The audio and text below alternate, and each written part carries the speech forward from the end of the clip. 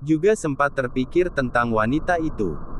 Namun daripada memikirkan sesuatu yang tidak penting, Aileen lebih pilih untuk memikirkan hidupnya sendiri. Masuk ke bulan 11 bekerja di Diamond Group membuat Aileen mengerti banyak hal, apalagi Aileen juga mempelajari mega proyek milik Alan yang saat ini sedang berlangsung.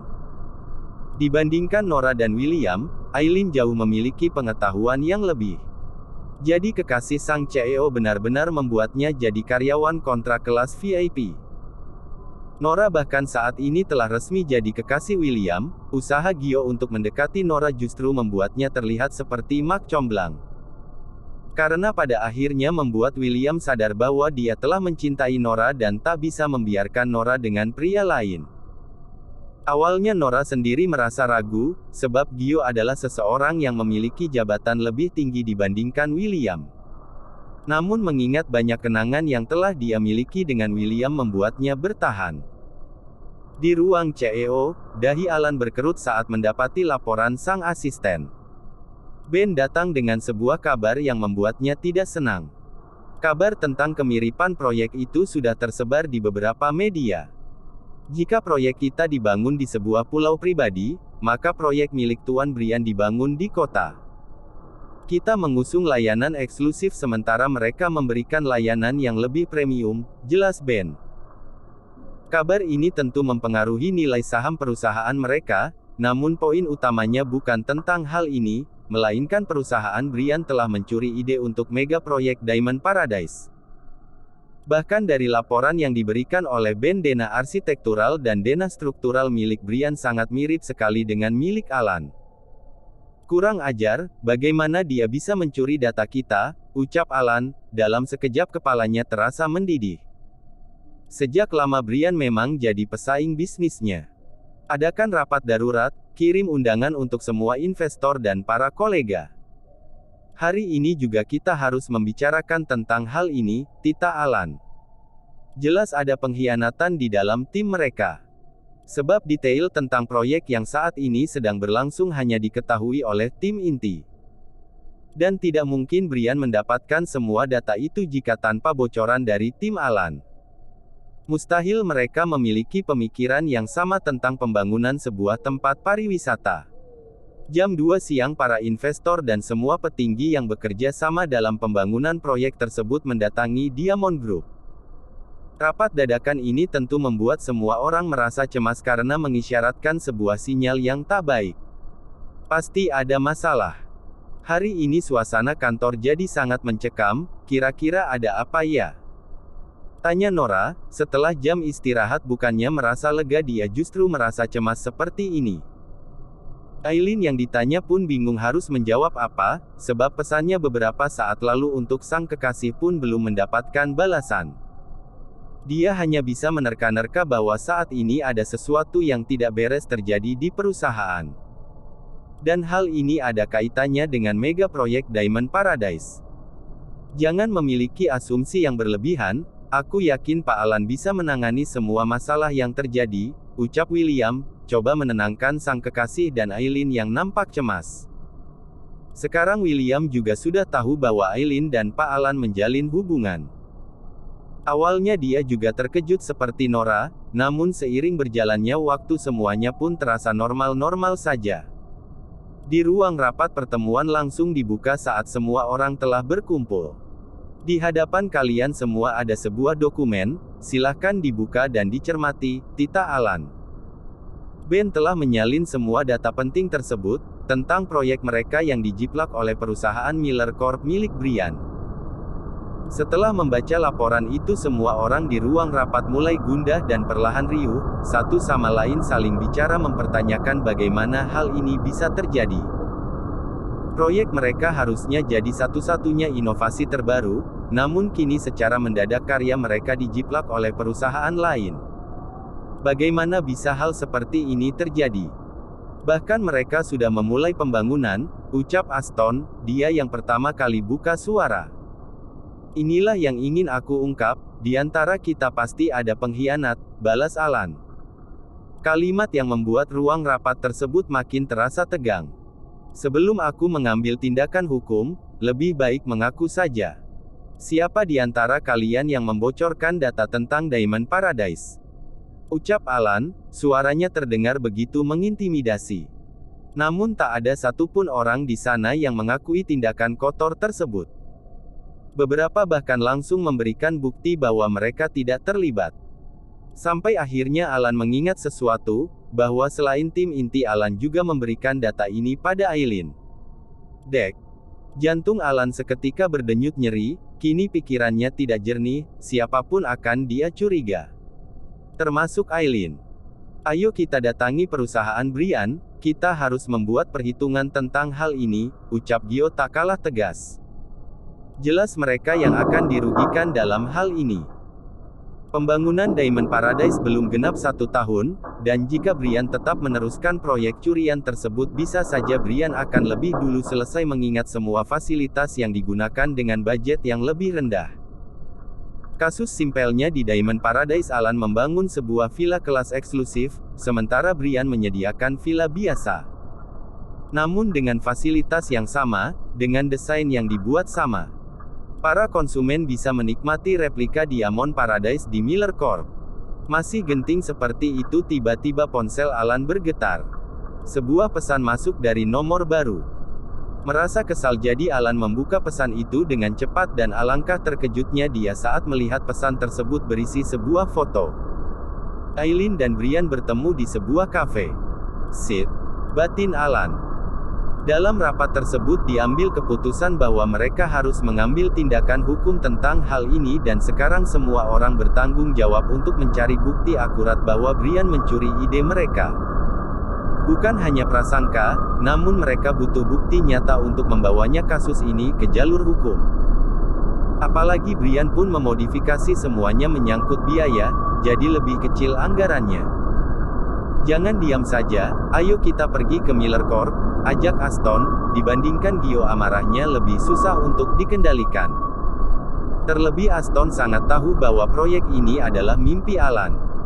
Tim kita adalah orang-orang terpercaya, ini juga bukan kerjasama kita yang pertama. Di masa lalu kita sudah terjalin dengan para kolega. Jadi aku yakin pengkhianatnya adalah orang luar, kata Gio pula. Alan kemudian bangkit dari duduknya. Hatinya sungguh tak ingin mencurigai Aileen, namun fakta bahwa sang kekasih juga mengetahui tentang data ini membuatnya terusik. Alan kemudian bangkit dari duduknya, tunggu aku sebentar, 10 menit lagi aku akan kembali, ucap Alan. Aston dan Gio saling pandang, sebab mereka tidak tahu apa yang akan dilakukan oleh sang sahabat. Namun sorot mata yang ditunjukkan oleh Alan terlihat jelas amarah yang membuncah.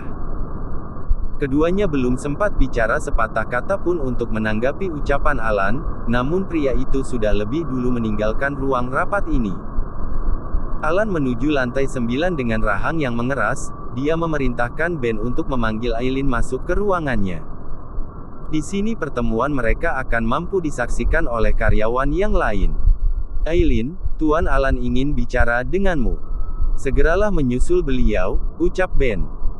Yang berdenyut nyeri jantungnya bukan Aileen, justru Nora sebab merasa takut dengan apa yang sebenarnya terjadi.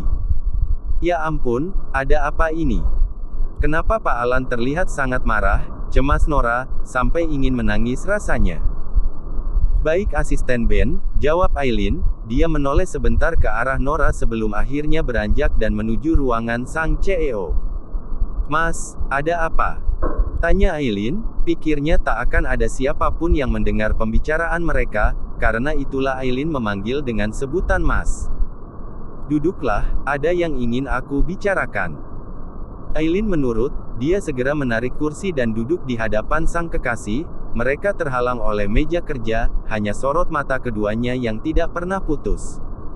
Apa kamu mengenal Brian Miller? Brian Miller? Tidak, aku tidak mengenalnya, jawab Aileen dengan jujur, dia sungguh tidak mengenal nama pria itu. Lalu apa ini? Tanya Alan, dia menyerahkan ponselnya pada Aileen. Mendorong ponselnya di atas meja untuk mendekat ke arah sang wanita. Sebuah foto terlihat jelas di layar ponsel tersebut. Aileen duduk berhadapan dengan seorang pria, jika dilihat-lihat lokasinya adalah di sebuah kafe. Sungguh, Aileen sendiri bahkan tidak mengingat kapan foto itu diambil. Terlebih kini Pak Alan bertanya dengan penuh intimidasi, dengan tatapan yang tak pernah Aileen lihat sebelumnya. Selama menjadi dosennya Pak Alan tidak pernah semarah ini. Foto apa ini? Aku bahkan tidak tahu apapun. Jangan bohong Aileen, pria itu adalah Brian Miller, dia menjiplak proyek Diamond Paradise. Bahkan perusahaan Miller telah memulai pembangunan dengan konsep yang sama. Rapat tadi untuk membahas tentang hal ini, aku akan menyelidiki semua orang yang terlibat untuk mencari siapa pengkhianat yang telah membocorkan data pada Brian, termasuk dirimu, jelas Alan, saat ini dia bicara bukan sebagai kekasih. Tapi seorang atasan yang begitu kecewa. Alan juga menyerahkan sebuah dokumen pada Aileen, dokumen yang sama persis saat dia berikan pada seluruh tim di ruang rapat. Dada Aileen terasa sesak sekali setelah mendengar penjelasan tersebut, itu artinya saat ini Pak Alan sedang menuduhnya sebagai pengkhianat, seseorang yang mungkin membocorkan data pada perusahaan Miller Corp. Untuk apa aku membocorkan data itu?